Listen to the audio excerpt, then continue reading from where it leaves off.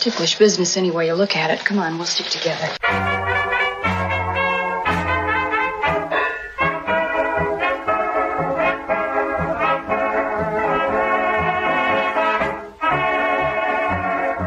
It's Ticklish Business, the podcast devoted to honoring and deconstructing the world of classic cinema. As always, I'm your host, Kristen Lopez. We close out our 2-episode tribute to the 2019 TCM Classic Film Festival with another round of amazing exclusive audio. During this episode, you're going to hear me interview Dave Karger, an intro to the 1940 film My Favorite Wife, featuring Mario Cantone and Jennifer Grant. Then it's my interview with Diane Baker, followed by the introduction from Dennis Miller and Barbara Rush for the 1950s film When Worlds Collide. I got to talk to Illeana Douglas, which will play next, followed by Eddie Muller's intro for 1948's Open Secret. After that, it's my interview with Patty McCormack and the introduction to the 1949 Ida Lupino noir, Roadhouse, introduced by Sloan de Forrest. I then interview Rob Marshall and Ron Perleman, followed by one of the best events to ever take place at TCM, Bill Hader's intro to the 1930s pre-code Mad Love. Literally, I had to end it with that one because it is just perfection. So let's let the audio do the talking. We haven't actually officially met yet, so I know who you are. I'm shocked. Duh. Oh my gosh, people know who I am. That's very weird. How's it going? Oh, it's going. I'm trying not to get, blown into, oblivion. Exactly. Well, I'm asking everybody, and I'm loving everybody's answer. What's the gateway performer or film that got you into classic cinema? So easy, Laura. So okay. I was in college and I was taking a film class, and the professor showed us Laura. And I remember just being like, oh my God, I'm mesmerized by this. Just the look of it. I had never really seen a movie like that before. And this is the embarrassing part. I remember seeing the opening credits and it said Dana Andrews and Gene Tierney. And I watched the movie and I was like, Dana Andrews, she's so beautiful. And Gene Tierney, wow, such a handsome man. And then I had to learn afterwards that Gene was the lady and Dana was the guy. The wonders of unisex naming back in the day. I know, so it really threw me off. But that was the movie that opened my eyes to a completely new world of film. Well, now that you're on air doing all the TCM, living the dream, as it were, what's it like being in the TCM universe in this time where we're all talking about classic film access and the fact that we need it? I know. All of that. Just all of the response to Filmstruck, I think really blew all of us away. Yeah. And it is sad that Filmstruck's gone, but I think it re-energized the TCM fans for them to show how much the channel means to them, and for all of us who work there to get even more excited about how we can reach out to the fans, to the movie industry, to people in power, to make sure that TCM has a long and happy life. Well, I have to ask too about, working with the script. I love the inner process of recording those intros. Okay. Is that something you get to have some say in terms of what you get to say? Yes. Or is it... So basically they had a few different writers, writing for my intros, and there was one in particular. Her name's Hannah Jack, and she and I just connect. Hello. And I thought you were her writing really fits in with my voice, and whenever I get her scripts, I change things, a little bit to make it in my own voice, and I add little factoids that I think are interesting. But it's so funny because a lot of times I'll be reading a script that she sends me, and I will have taken some notes. I want to make sure I add this one little tidbit, and I add it in the script, and then 5 lines later, she's already put it in, and I didn't know it. We are just so on the same wavelength, so I really have a great time, working with her and getting to collaborate with her. It's a great marriage. Is there a film at the festival that you're planning to make time for no matter how you have to do it? Yes, there's a couple. Raiders of the Lost Ark. Okay. I am the world's biggest Harrison Ford fan, particularly from the early 80s when he was just off the charts, gorgeous. So I definitely want to see that on the big screen. I'm going to see Magnificent Obsession because Alicia's introducing it, and I want to see Rock Hudson on the big screen. Douglas Sirk, melodrama, all of and that. then I just introed last week on the channel A Woman of Affairs. Okay, so Greta Garbo and Chuck Edwards, but I want to see that with a live orchestra. I'm thinking I'm going to try and make time for that on So Sunday. those are the three, but then the interview-wise, the two I'm most excited for that I'm doing are the cast of Nashville and Kurt Russell for Escape from New York. See, So I've got you're just near all the, between Goldblum and Kurt Russell, like... I've got all the great guys. Exactly. Well, thank you so much. Of course. New York stage actor and stand-up comedian gained critical acclaim with his Tony Award-nominated one-man show, Laugh For.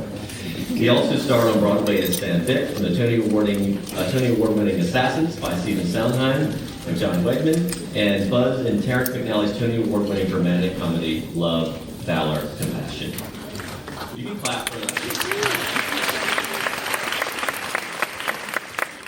Cantone's other Broadway credits include Karger in the opposite Patrick Stewart, original Broadway cast of The Violet Hour, and Stefano in Shakespeare's The Tempest opposite Patrick Stewart. Everybody's heard of him. Cantone's feature film work includes Quiz Show, directed by Robert Redford, Sony's animated film Surf's Up, The Aristocrats, and as Anthony Marantini in Sex and the City. City 2, don't forget the sequel. He is currently starring in A Ring of My Own, opposite Ralph Macchio at the Abingdon Theater, and he's still alive after doing all that. Please welcome Barry Mario.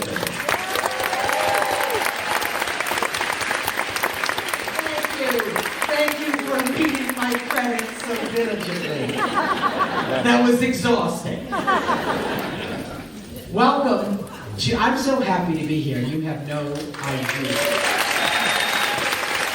Because I have Turner Classic movies on in my living room 24/7. Do you remember when it first started and Laura McCall was the voice? Do you remember that? It was like, this is Turner Classic movies.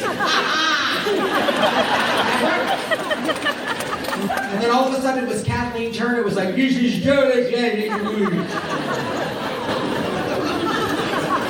I know her. She's my buddy. I love her. But she does talk like this. I'm just really... First of all, I love this film. My favorite, right? From 1940. One of the three great movies that Cary Grant made with Irene Dunne. And originally supposed to be directed by Leo McCarey, who directed The Awful Truth, but he had a car accident beforehand, and it was given. Oh, did he have a car accident? No, he didn't. That's not true. He just couldn't do it. Something happened. I did another movie where the director was handed up to Garson Kanin, and they had a car accident. This is all a blur. But anyway, he didn't do it, but he did produce it, and it was directed by. I'm blanking out. See, it wasn't Garson. It was Garson Kanin, and yes, of course. And it's so funny, this movie, and they're both so magnificent. And this is kind of like a mini Cary Grant Film Festival. There's like 6 film people. So what is this anyway?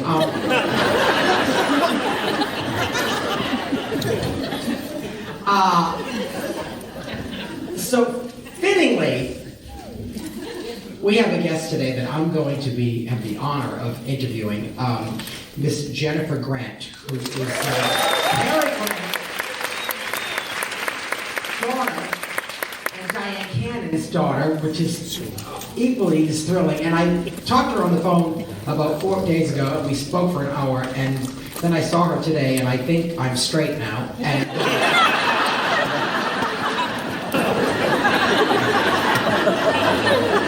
that's when I see through the heterosexual eye when I see a woman like her. And, so I'd like to bring her out, and we're going to talk for a few minutes. So, ladies and gentlemen, Jennifer Grant.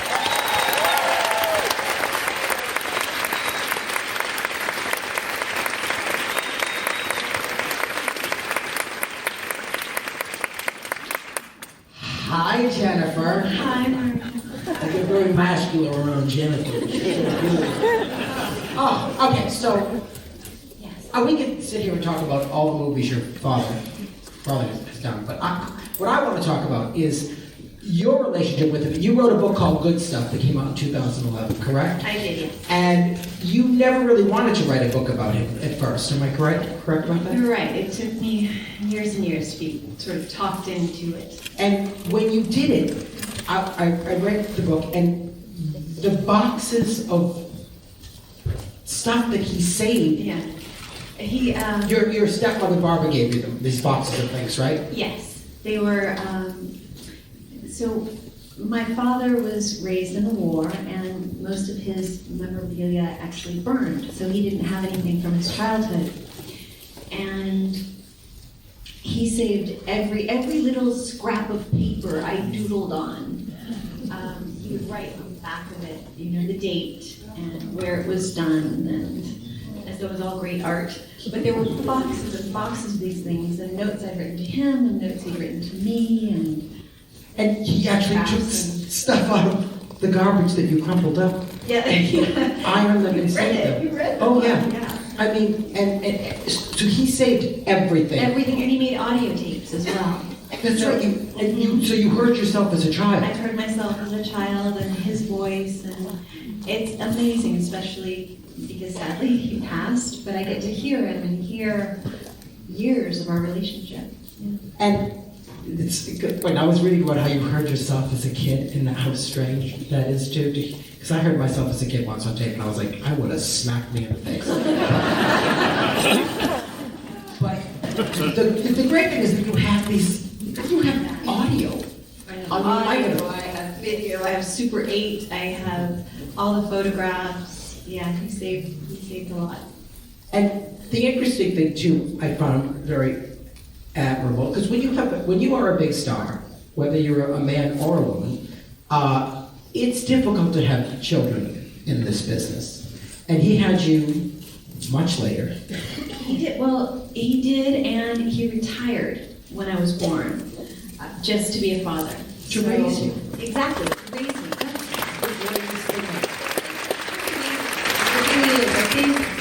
But I think he knew himself very, very well, and with the same passion and dedication that he acted with and pursued his career, he put that into his parenting. So I think, he made the choices he needed to make, and I think most people don't wait that long to have a child. And then to actually leave at the top of his game, it's risky, And you have 2 kids. I have 2 kids, and one is here. Carrie, his name is Carrie.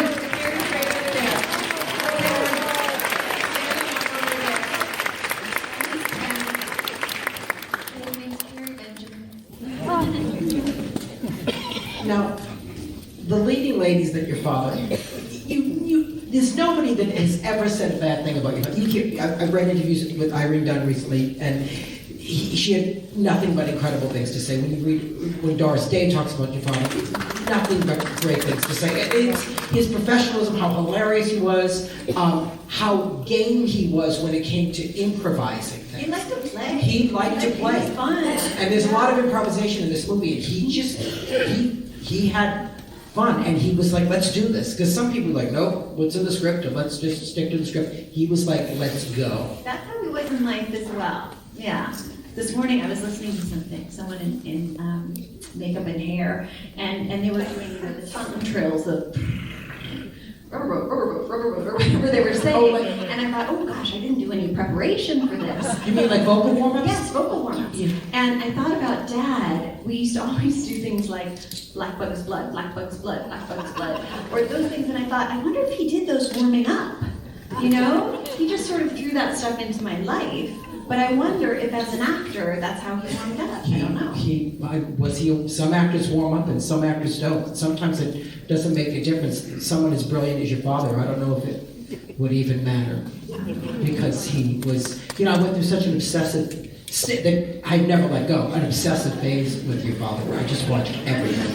And you just go, he's gorgeous, he's hilarious. And then in Penny Serenade, which is the one we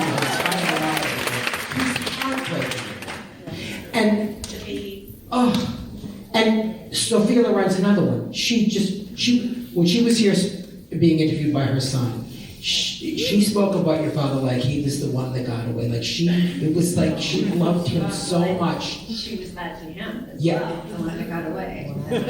And what was the conversation you had with Sophia about? Oh my goodness, Carrie, you don't know this. Mario. I know it. Walked me right into the... You're old enough now, Carrie, you're gonna know.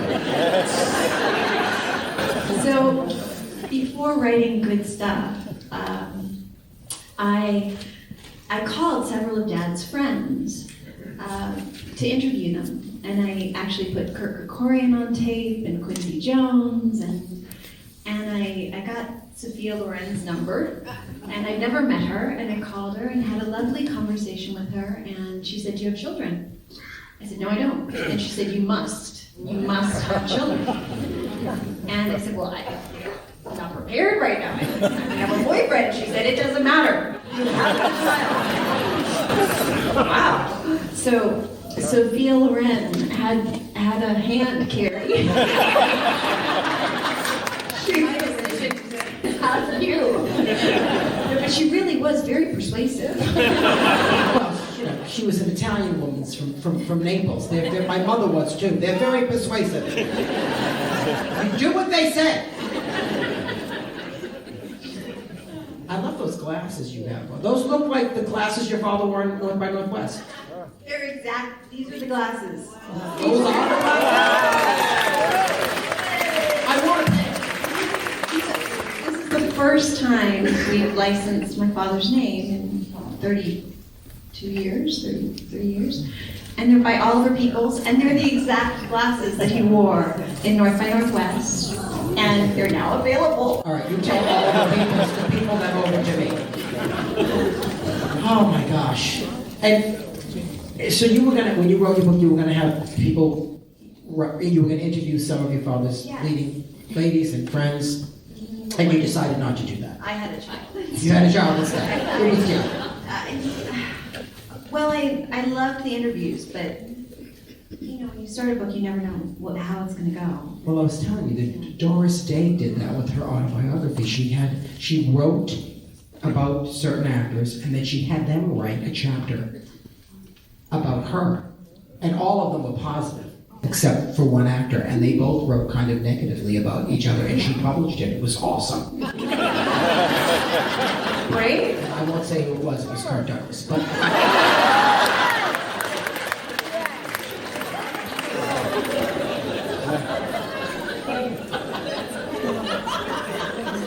So, you know, when are we getting married?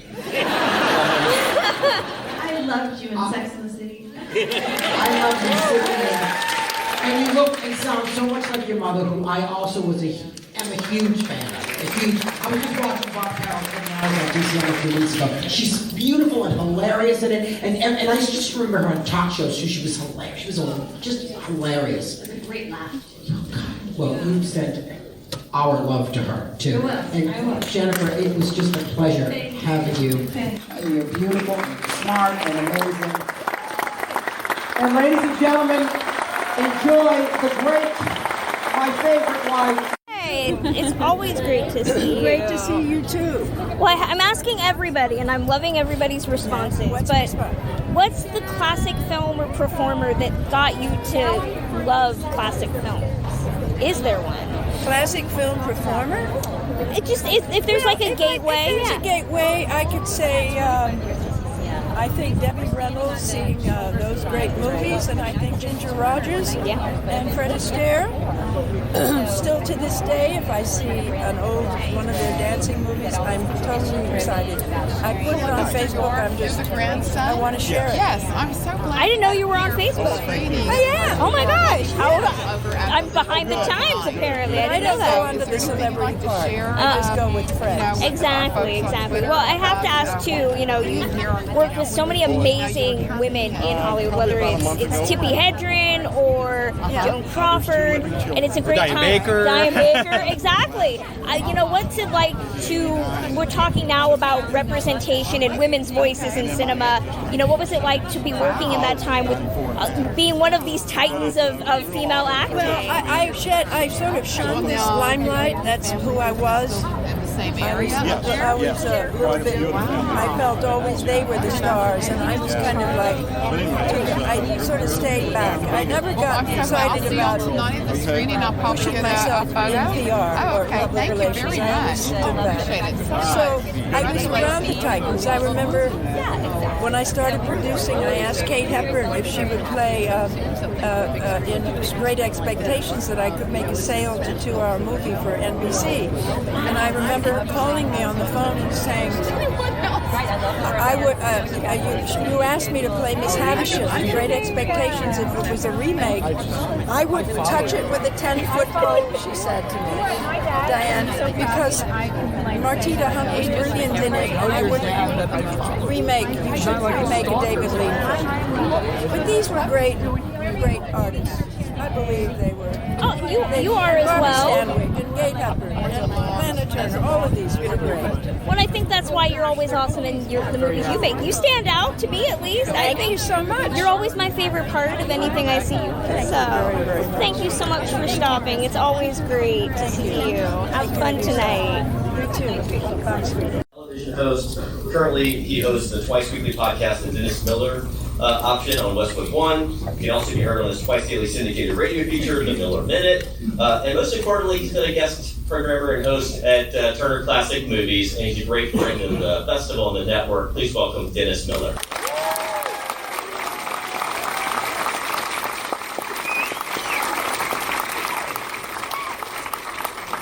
Good morning, all, and what a nice turnout for Ms. Rush. Nice to have you all here. I just got treated to a little bit of what makes a movie star. I'm in the green room, and the comely lass in the film is now the elegant lady, and she walks into the back room, and they have that unique talent. It's like a bifurcated track. They're able to fill up the room and then lean in on you and make you feel there's nobody else in the room. And I thought that's what a movie star's about. I immediately felt like a very unique talent they have, and I don't think you can earn it as much. You can probably earn being a great actress or actor, but there's something about that factor that they just have or they don't. It has it in spades. We're going to talk about a 1951 film, When the Worlds Collide, but we're also going to talk about movies in general. This is our guest. Please welcome Barbara Rush, ladies and gentlemen.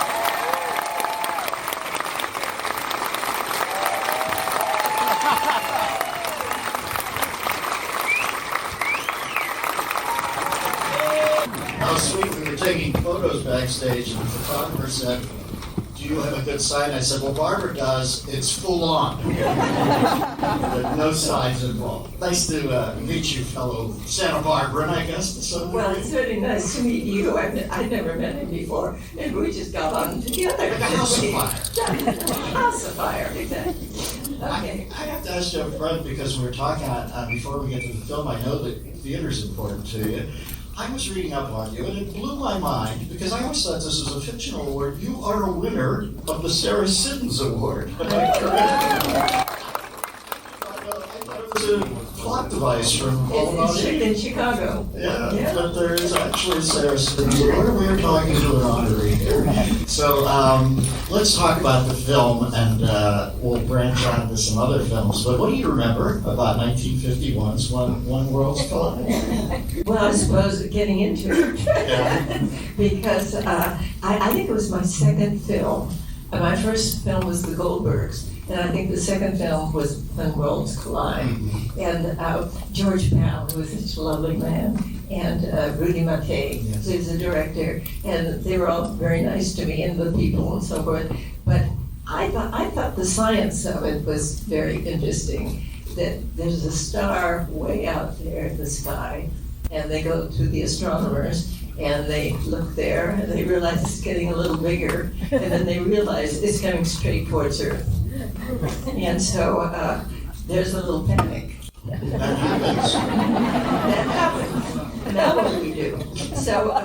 So they build a spaceship, And so it's about the piloting of the spaceship, the building of the spaceship, who gets on the spaceship, who gets left off the spaceship, and all that kind of thing. And I thought it was a very interesting kind of scientific picture. And I remember at the time we talked, could that ever happen? And we decided it could. And they are going to Mars, and maybe we're off to another planet.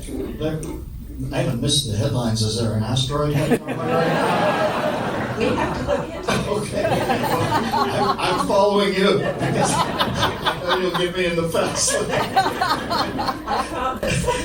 The thing about the film is I watched it, and it has a beautiful George Pal color to it, and kind of echoes of War of the World. But the effects are so involved for back then. It must take an amazing team of effects people, right? The thing about making films, particularly that kind of film, and that you just can't imagine how many hundreds of people build these sets to make a terrain, and you just can't. You think, how did they do that? I always say that. How is that done?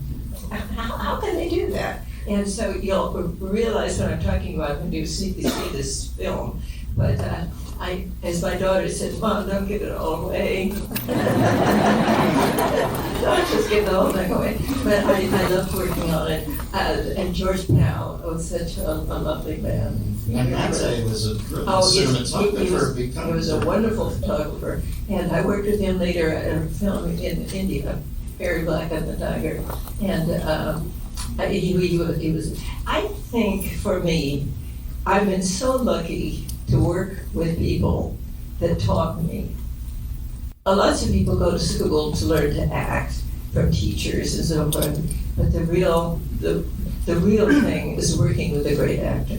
And if you can work with a James Mason or a Marlon Brando or whatever you're lucky enough to work with.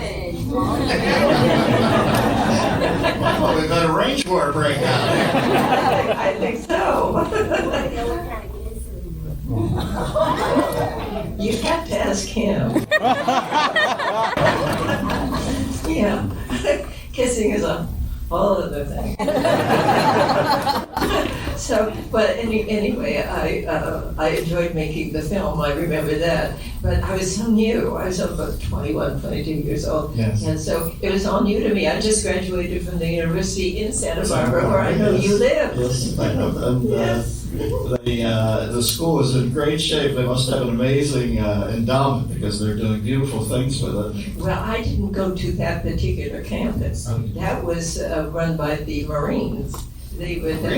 Yeah, that was a Marine base. And mine was up on the hill, near the Oval Mission, up on the hill. Sure. That's where I graduated. Now, when we're talking about actors, I'm intrigued. And by the way, our lead actor today is a man called John Durr, and to me, he's like an amazing mix of.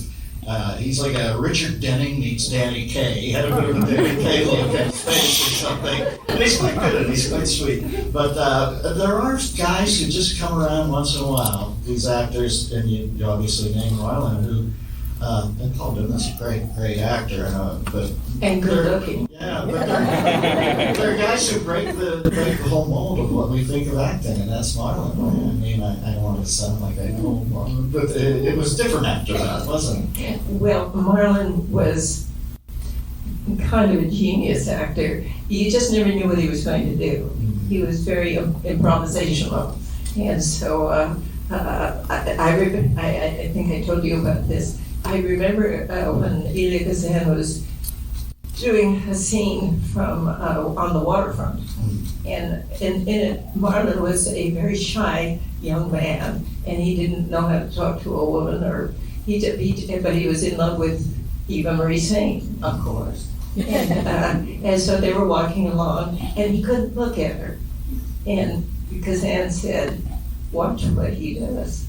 Just watch what he does." And so she dropped her glove. He picked it up, and he started talking to her as the glove. And it was so touching. It was really so touching. And I always remembered that the Marlon could just pick these things out of the sky and make a moment of it. Yes. That's what he was capable of. He's wonderful, wonderful. And I think of all the actors in Hollywood, he was the most respected. Now, you also, we were chatting a little, and I believe you crossed paths with Orson. I was talking about Orson Bean, and then somebody else said, you said, well, I knew Orson Welles. Orson Welles. Well, what would another genius? That counts. Oh, yes. Oh, big time. You know, this is the great one. Citizen Kane. Citizen Kane was always on the list. Number one. Yeah, because he directed that. He was very young then. And then, of course, he did this. Maybe a lot of you are too young to have known about it. But he scared the whole world, particularly the United States, by saying the aliens were coming. And they believed it. And so, I don't know if he got into trouble for it, but everybody was scared. He got into the right kind of trouble. Immediately, it was a household name. Exactly. That's how he made his name. Yes. The interesting thing about Wells and Citizen Kane is I was looking. I always like looking at common threads just off the beam for 1 second. Joseph Cotton's in that. Joseph Cotton's in what's generally recognized as the greatest British film, The Third Man. And then Joseph Cotton's in Alfred Hitchcock's favorite film, Shadow of a Doubt. And I don't know, did you cross paths with Joe Cotton ever back then? I worked with him. Oh, you did? I worked with him in a television show in New York, and I think it was, we did, Victorious? Notorious, that's it. Well, me and my memory. I'm very old. So I'm allowed. I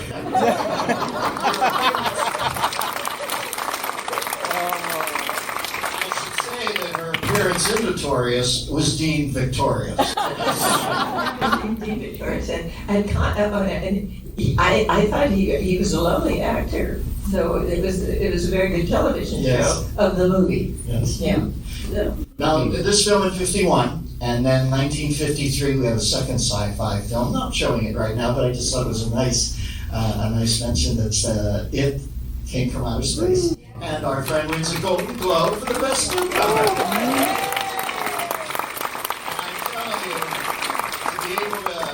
That vivacity from 1953 all the way through 2019, and have us look at you this morning and think, yeah, she's still the best newcomer. Quite a shot.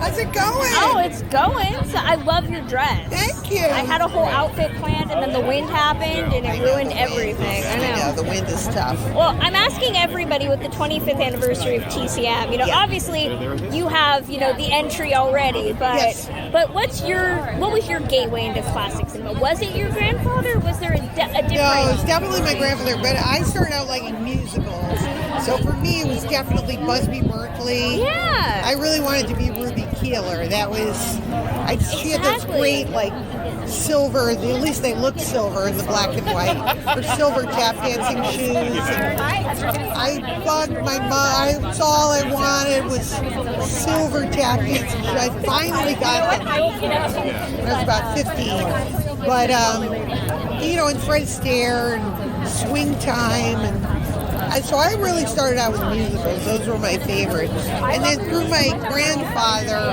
I started watching, more sort of the romantic comedies. Now I'm thinking of Illeana Douglas starring musical. That would be awesome. Well, Grace of My Heart was sort of That's true. That's true, but there was no dancing in that. So. No, but I'm a big dancer. Everybody knows I go to dance class 4 days a week. That's true. That's very true. I'm not feeding my squirrels. How are the squirrels, by the way? Fred and Ginger are very good. Ginger now eats out of my hand. Really? You tamed them? That's amazing. Yeah, she's good. Fred's a little more skittish, but Ginger's she always wants to come in the house. She's adorable. Well, and I have to ask, we were talking about, you and I were talking noir the other day. Yes. You know. It's so funny. I know. I'm still waiting for you to star in a Marie Windsor biopic. So. Yeah, that would be good. I'm waiting for it, but, you know, what is it about noir for you that remains so timeless? Like that we can look at a picture and we just conjure up those images. Yeah, I guess it's, you know, it's probably the same reason we all like watching Dateline, you know, that kind of dark underbelly, a dame in trouble, the guy's gonna help her, and, you know, it just has they always resolve, you know, in some way. Well, and I love the work you've been doing with female filmmakers, and I got to talk to Pamela Green about Alice Guy Blaché the other day. Oh, great. What's it like to be talking about representation in the classic era and bringing those women's names to life? Well, it's great because, I mean, the main thing is to get more money for the restorations, because once everybody sees the restoration and how great it looks, then they're like, oh, this is really cool. So, and I think, again, it's just proof that, you know, women have been making, it's not like a recent thing. You know, women were making movies way back in silent and getting, you know, getting more and more people aware of that. So it's not such a big deal. Yeah, it's not that revolutionary. Well, we need a guy to direct this movie. It's epic. Yep. You know, or a superhero thing. You go, well, you know, Grace Kennard was doing superhero movies. Great, exactly. Well, Illeana, it's always so great to talk to you. Thank you so much. Of TCM's Noir Alley, the Czar Noir himself, Mr. Eddie Muller.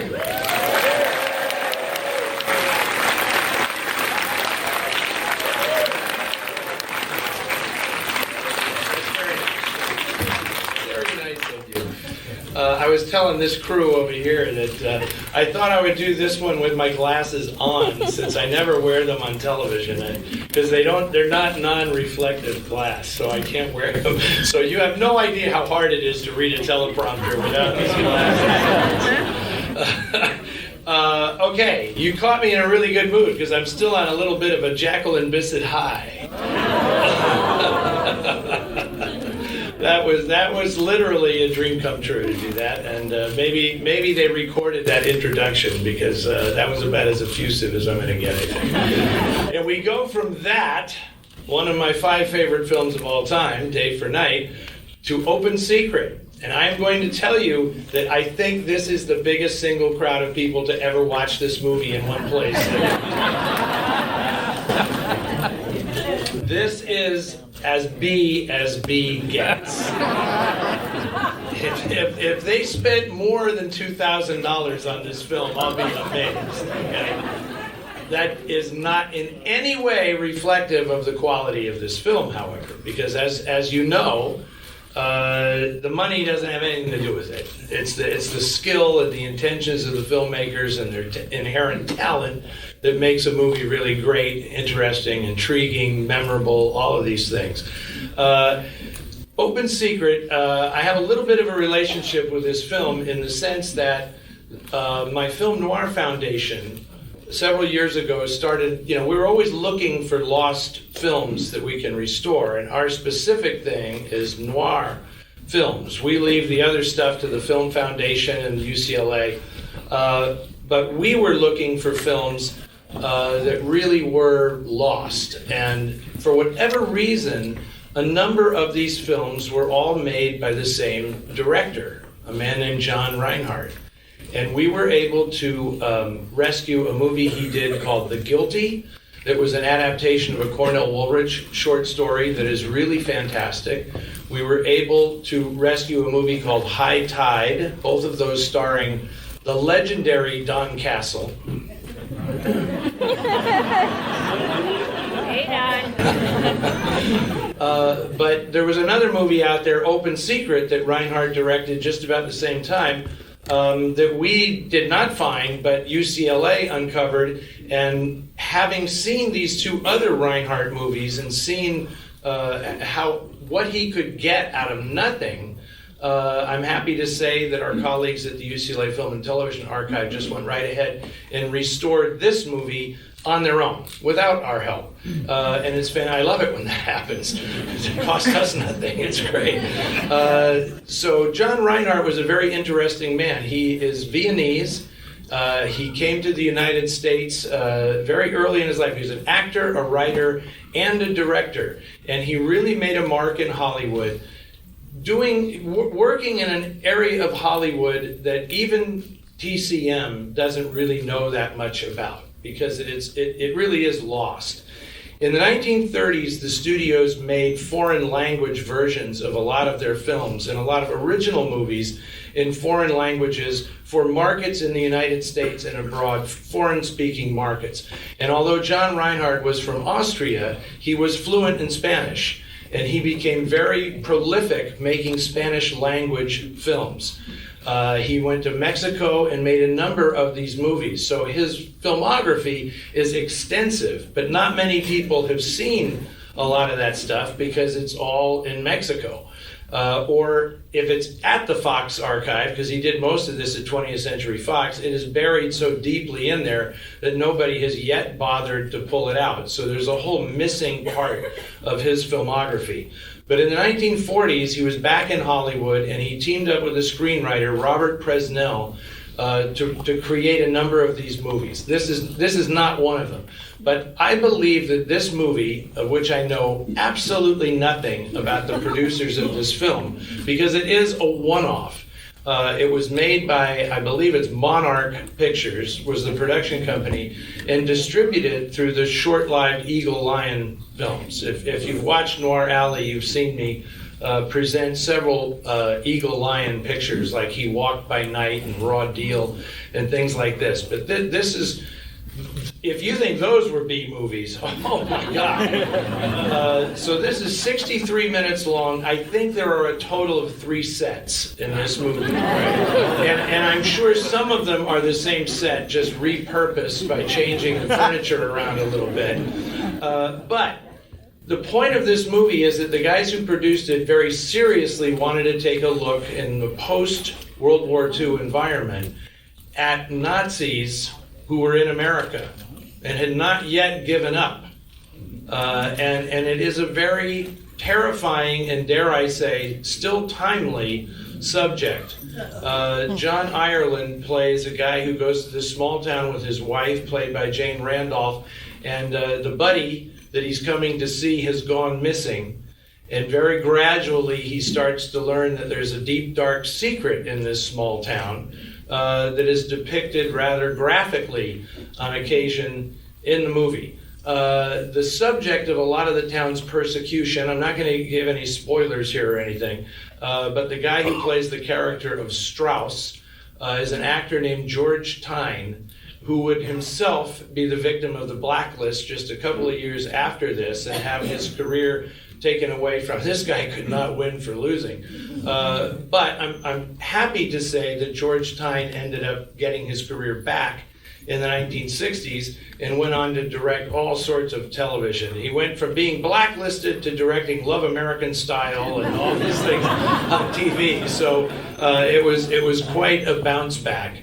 I'm sure a lot of you know about John Ireland. He quite a successful actor in Hollywood, played a lot of character roles, nominated for Best Supporting Actor the year after he made this for his role in All the King's Men, married to Joanne Drew, and his voice is on a lot of movies in the 1940s as the voiceover narrator without even a credit. So a lot of times if there's a very distinctive baritone voice narrating the movie, if it's not Reed Hadley, it's probably John Ireland. So I'm very happy to present this movie. I'm really not going to tell you much about it because it's better if it just comes as a surprise. But I do want to just give that disclaimer. If you are here thinking you're going to see Hollywood glitz and glamour, you better head out right now while you have the chance, because this is as down and dirty as it got in 1948. So having said that, I am thrilled to see such a big audience in the house tonight. Greatly appreciated. If you see me around the festival after this, let me know what you thought of this movie. And now, without any further ado, here it comes, Open Secret. Hi, I'm Kristen. Hi, Kristen. It's an honor to get to talk to you.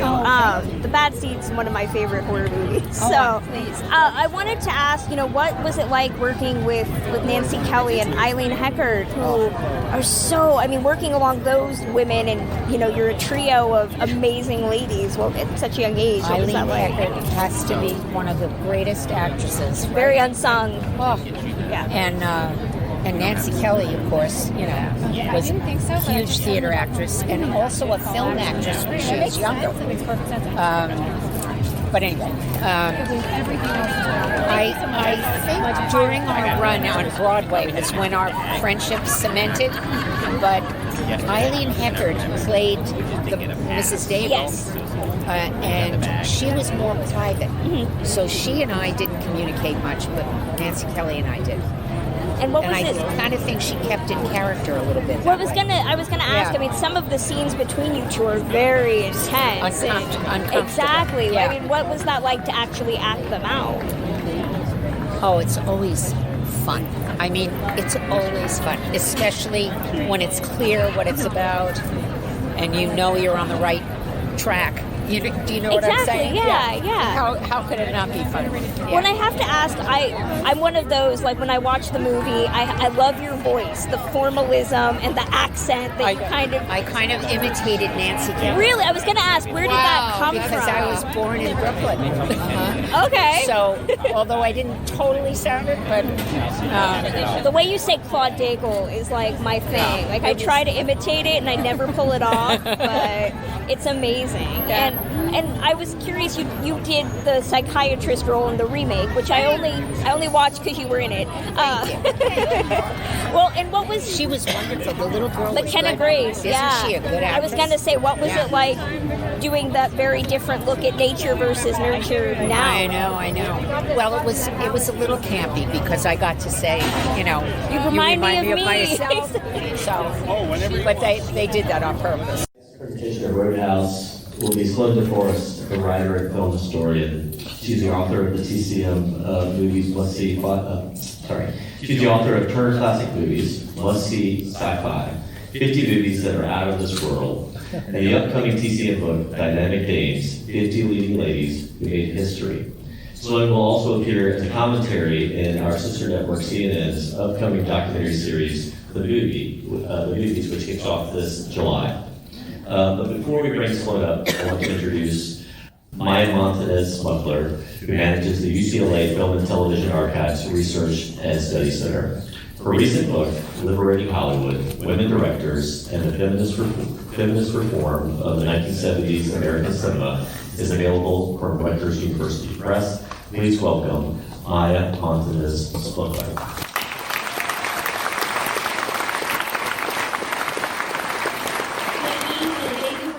Tonight's special nitrate screening of Roadhouse. I would like to thank our colleagues at TCM for inviting UCLA Film and Television Archive to participate in this year's festival. Congratulate them on another incredible year. On the occasion of this screening, we especially appreciate TCM's inclusion of nitrate screenings and showing this print from our collection. UCLA would also like to thank the Fox Archives for their support. The UCLA Film and Television Archive has over 350,000 motion pictures and 160,000 television programs and 27 million feet of newsreel. The archive is the second largest moving image archive in the United States after the Library of Congress, and we are the world's largest university-based media archive. We have over 95,000 nitrate items in our collection. Many of the items at the archive can be accessed through our Research and Study Center, and we welcome any researcher, scholar, student, member of the public who are interested in the study of moving images to come and check out our collection. Nitrate-based film stock was industry standard until the early 1950s due to nitrate's inherent instability and flammable qualities and the chance of deterioration and shrinkage over time. The process of preparing such a print to screen is very detailed and labor intensive, and therefore the opportunity to see a nitrate print projected is rare. The average feature film is 10,000 feet long. Every single frame of a nitrate print must be checked, every slice reinforced, every perforation examined. And so a big thank you to the Archives collection staff for their expertise and their hard work in preparing tonight's print. And an enormous thank you to the American Cinematheque and the Egyptian Theater for their commitment to the film exhibition and making it possible for us tonight to experience the spectacularness of nitrate. And thank you all for coming. And now to introduce tonight's film.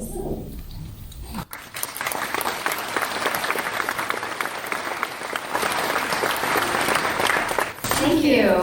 I am thrilled to be here tonight, and I'm thrilled to see all of you here showing up for this classic film noir. And I'm happy I could give Eddie Muller a night off. So, how many of you have already seen Roadhouse? Oh, okay. How many of you have seen the 1989 Roadhouse with Patrick Swayze? I thought so. I've seen it too. There's no shame in that. But of course, that has no relation whatsoever to this movie we're going to see tonight. This is the 1948 Roadhouse, and it's a great film.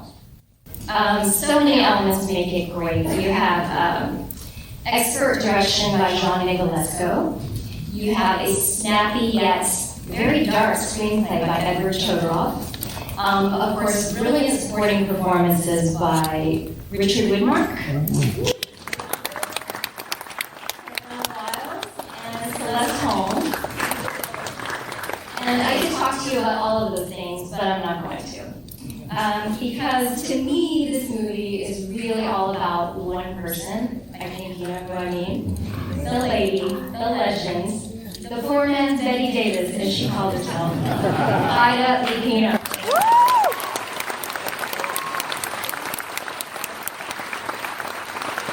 She was amazing, and she's at the top of her game here. In an awe-inspiring 47-year career, both in front of and behind the camera. This is my favorite character she ever played. She's Lily Stevens, this sort of gravel-throated chanteuse in a two-bit Roadhouse, and she just sets the screen on fire. I mean, figuratively speaking. It is nitrate. But seriously, she owns the movie. She's everything you want in a hard-boiled film noir dame, right? She's tough as nails. She's sassy. She's sexy and seductive. But she also has some qualities that set her apart from the typical film noir dame, because she has courage, she has honesty, she has moral integrity, she has a heart. Imagine that. She even has heroism, because without giving anything away, for those of you who haven't seen it, she is ultimately the hero of the story. And she gets top billing over her two male co-stars. In fact, she was the driving force behind getting the film made in the first place, because she owned the rights to a story called The Dark Love, which she sold to Daryl Zanuck at Fox, and negotiating a sweet starring deal for herself in the film adaptation, which was Roadhouse. And this was just a small sample of the power that she was about to have in Hollywood, because just a little over a year after this film was released, she literally became, at that time, she was literally the only female director working in the Hollywood studio system in the early 1950s.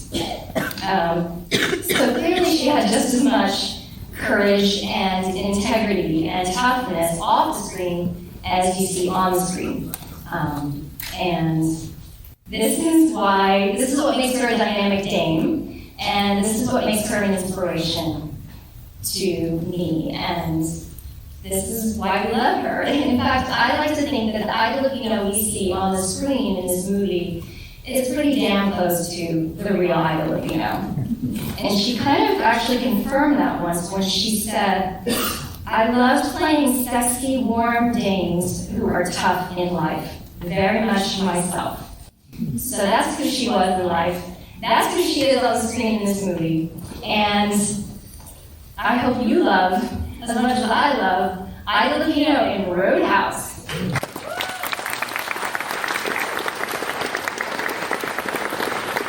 Hi, I'm Rob. Great. Nice to meet you. Well, what is this windstorm? I know. I'm not understanding. But I'm happy you're here, Mr. Marshall. All right, I've got a question for you after you finish with the Sure.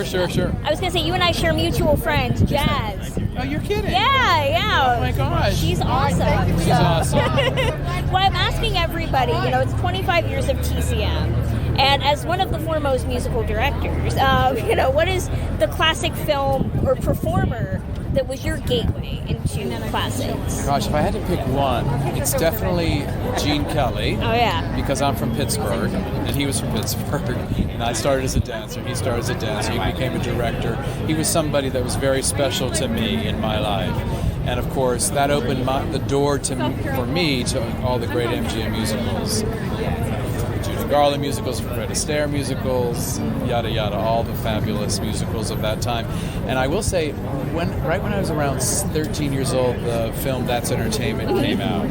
And that was a big deal for me because it really, you couldn't see films unless you're going to a revival house or something like that. So to be able to see clips of those incredible musicals, it just opened this incredible door to film the great film classics. And I really draw from the great film classics. That's why this means so much to me, this incredible place. Well, you're introducing The Sound of Music. Yes, exciting. I love that you know that. I do. That's one of my many decisions to make over the next couple of days. But, what is it about that movie that is so compelling all these years later? It's one of the few movies I know that doesn't have a lot of extensive choreography, which makes me a little irked, but that's just me. So. Well, you know what? It's a perfect translation, and they did something that's almost impossible to do, and that's take a great musical on stage and translate it seamlessly to film and actually make it better.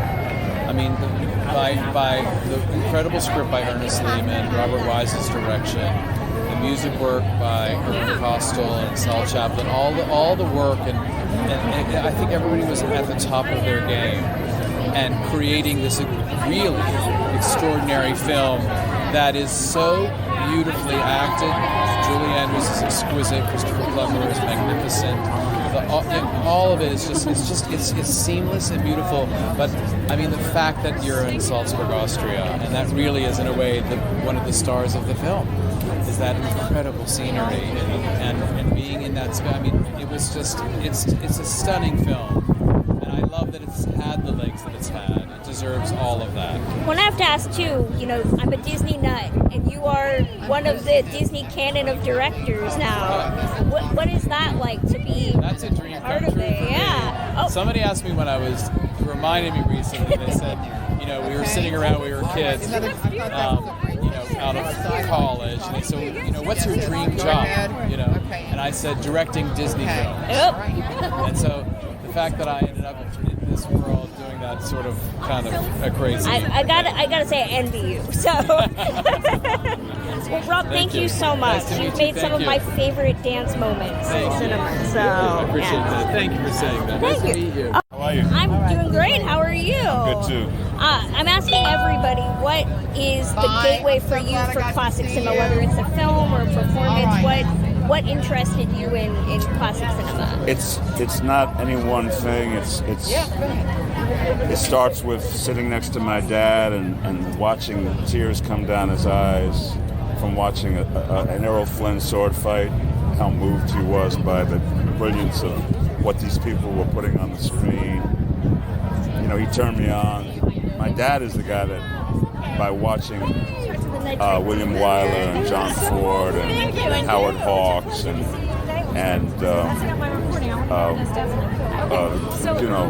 Capra and Preston Sturges, he's the one that planted the seed. You're going to be a father who's And as I get older and more layers are either put on or taken off, I appreciate more and more what moved him about all that, and how comforting it is to know that there were people who were taking all the blows and then giving back better than they got.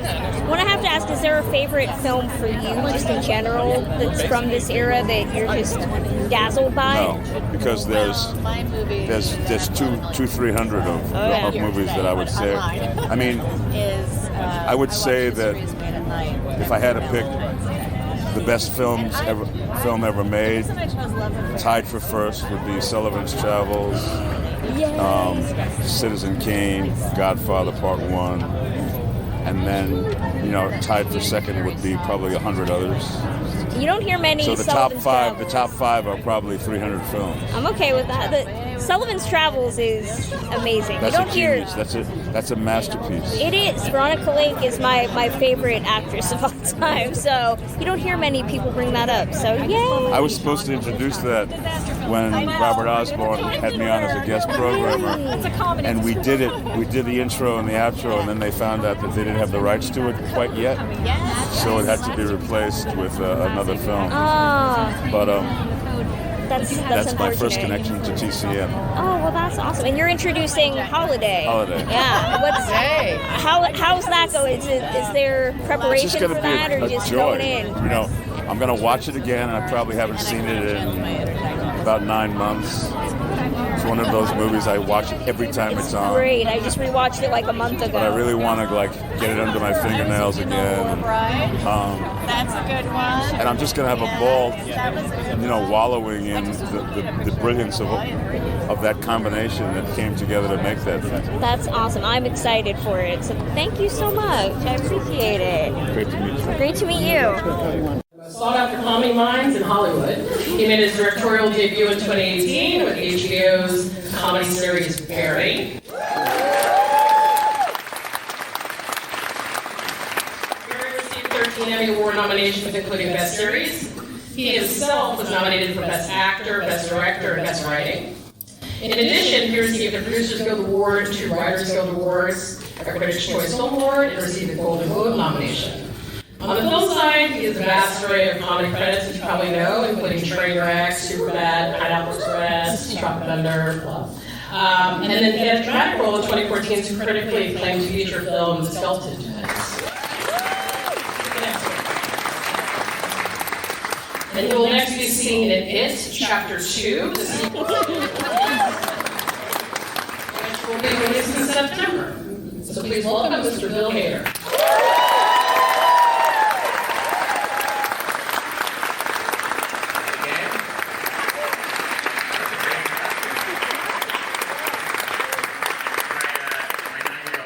Here, and I've never told her what I do for a living. Wow, you guys are like hardcore nerds.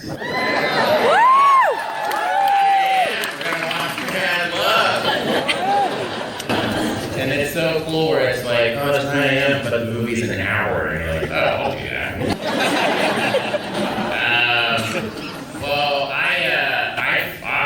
It was cool. I first saw this movie on TCM late at night. Probably like a lot of you, I go to sleep watching TCM. Right? A great old movie, and you're just like, and this one came on, and I was like, oh, kind of drift off to sleep, and then it was, well, you'll see, it was such an interesting horror film, but then I realized it might have been remade as Body Parts with Jeff Beatty and Idle Hands. Do you remember that movie? Comedy version of it. But Peter Lorre's performance in this is it's like the most Peter Lorre performance. So good. And he also has one of the great horror movie costumes in this movie that you'll see. It really, the thing just ratchets up. And but I was so it was one of those great TCM experiences where I'd never heard of it. It starts, and I just got completely sucked into the story, and then I couldn't. Then I was up for the rest of the night. I was like trying to find out everything I could about it. Going, what was that? Insane! I've never heard of that movie before. And so this movie well, one, you guys should go YouTube the trailer for this because it is awesome. It's Peter Lorre sitting in a chair with a giant dog next to him. And he gets a phone call, and then he's like, hello? And then, yes, this is Peter Lorre.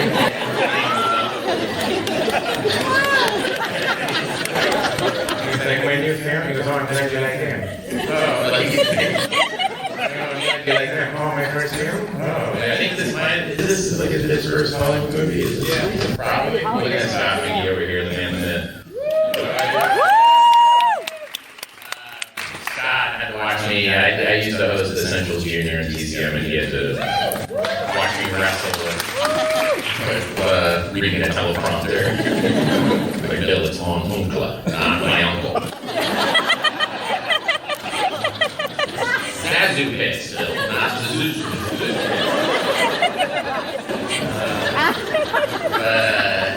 But you should watch the trailer for this movie. It's really funny. It's just him in a chair. Wouldn't it be great if that was how you did trailers now? Like Robert Downey Jr. sitting there with a dog going like, Avengers? Yes, that is my favorite. I play Iron Man. Okay. That's so cool.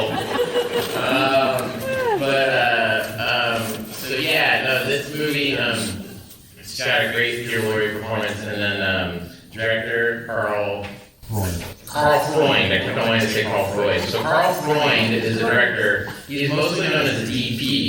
He shot a lot of the great German expressionist movies like Gollum. This guy, he shot Metropolis. Not the Last Laugh by Cornell, which is unreal. And then he directed some films, and then one of which was The Mummy, with of course. And he went on television, where he shot I Love Lucy. And he basically kind of was one of the creators of that last sitcom lighting and like the 3-camera. Like what we know as sitcom is the guy who did that love was just like tired and was like, I don't want to look at this anymore. 3 cameras, not the whole thing. I just want to sit down. Sitcom lighting.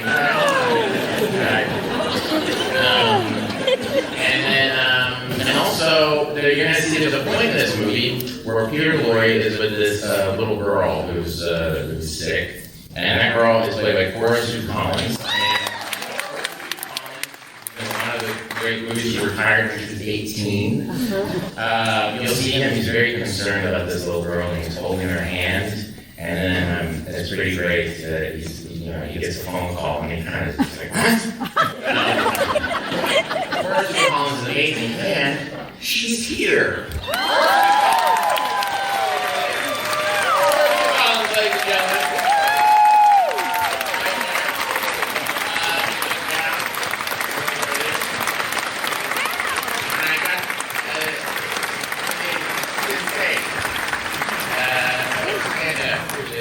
Forrest Collins, ladies and gentlemen.